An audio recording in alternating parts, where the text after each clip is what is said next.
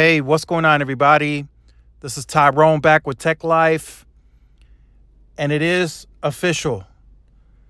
Neville Ray, who has been a long-term CTO for T-Mobile before getting a promotion to become the president of technology, is officially retiring in this upcoming fall. So that's clearly the end of an era. He was in charge of the T-Mobile network starting in the early 2000s, and he was also a very critical part of the deployment of LTE and the Un-carrier movement. And, in many people's eyes, he's going to be considered a legend.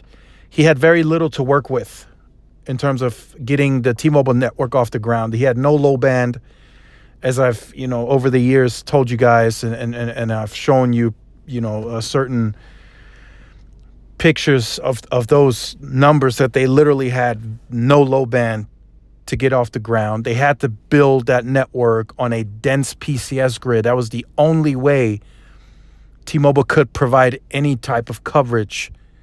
Once they started moving to LTE, and then voice over LTE became widespread, they had no choice but to build a dense PCS grid, which later on ended up paying off. As you're seeing today, they were able to overlay that footprint, that dense footprint, with low band, which gave them much better indoor penetration, better call quality, and now, it led the path to them creating this 5G network that we know of today. So some it's going to be a sad day. It is an end of an era.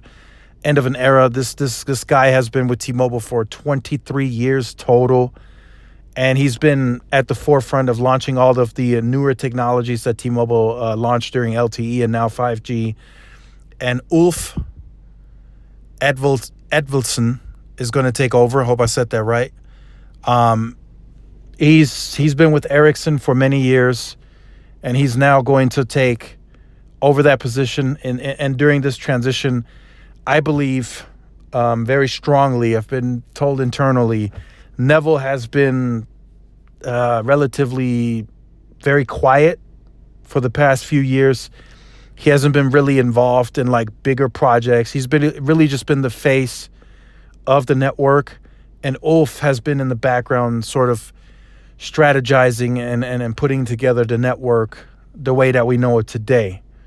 So that's just something I wanted to throw in. I don't have any, of course, information on that or anything that I can show proof of, but that's what I've been hearing. That's what I've been told. Neville has kind of taken a step back for a while now, and he's been letting everyone else really run the show because he knew he would eventually retire. There was no way he was going to see this entire decade through. If 5G lasts another full decade, that would have been 2030. There's no way that Neville would have been stuck around that long, in my opinion. So I think he's been letting others run the show and strategize and stuff like that. He's just really been the face of the network. So let me know what you think about this in the comment section down below. Look forward to reading your comments. Make sure you guys stay tuned to the channel for more. I'll see y'all in the next one. Peace.